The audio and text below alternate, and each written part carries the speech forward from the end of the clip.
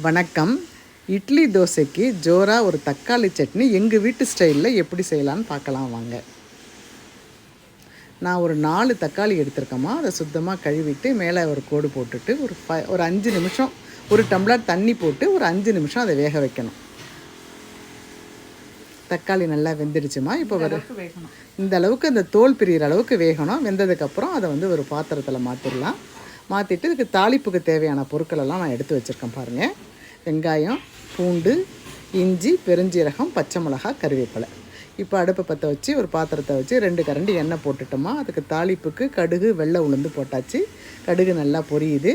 பூண்டு நிறைய போடணுமா. ஒரு 2 கட்டி பூண்டு உரிச்சிக்குங்க. பூண்டு நிறைய இடித்து போட்டுக்குங்க. பூண்டை விட கம்மியாக இஞ்சும் பெருஞ்சீரகமும் போட்டுக்கணும். கூட கருவேப்பிலையும் போட்டு நல்லா வதக்குங்க.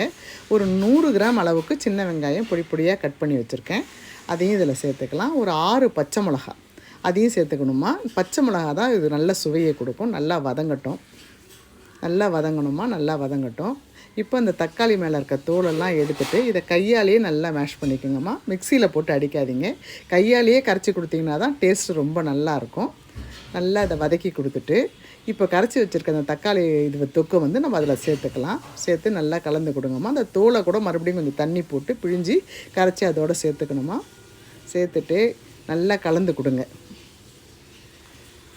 நல்லா கலந்து கொடுத்துட்டு இப்போ தேவையான உப்பு போட்டுக்கலாம். 1 ஸ்பூன் மிளகாத்தூள் போட்டுக்கணுமா. வீட்டு மிளகாத்தூள் தான் போட்டிருக்கேன். 1 ஸ்பூன் மிளகாத்தூளும் ஒரு 1/2 ஸ்பூன் மஞ்சள் பொடியும் போட்டுக்கலாம். தேவையான உப்பையும் போட்டுக்கிட்டு மறுபடியும் நல்லா கலந்து கொடுக்கணுமா. நல்லா கலக்கி கொடுத்துட்டு தேவையான தண்ணி போட்டுக்கணும். ரொம்ப தண்ணி போடாதீங்க.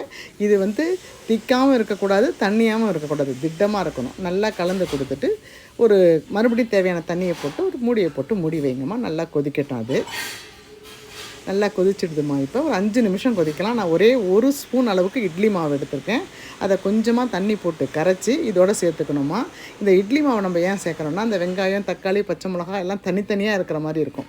இந்த இட்லி மாவை சேர்த்தோமா எல்லாம் சேர்ந்து ஒன்றா இருக்குமா. ரொம்ப அருமையாக வந்துடுச்சு. இதை சேர்த்து ஒரு 2 நிமிஷம் கொதிச்சா போதுமா. கொத்தமல்லி போட்டு தூவி இறக்கணுமா. ரொம்ப நாளைக்கு அப்புறம் எங்கள் வீட்டில் எங்கள் அம்மா ஸ்டைலில் இந்த சட்னி அவ்வளோ டேஸ்ட்டாக இருந்ததுமா. அது வேறு பாத்திரத்தில் மாற்றிட்டு தேவையான கொத்தமல்லியை போட்டு சூடான இட்லியோட பரிமாறினீங்கன்னா 2 சாப்பிட்ற இட்லி 4 இட்லி அளவுக்கு போகுமா. அனைவருக்கும் நன்றி. வணக்கம்.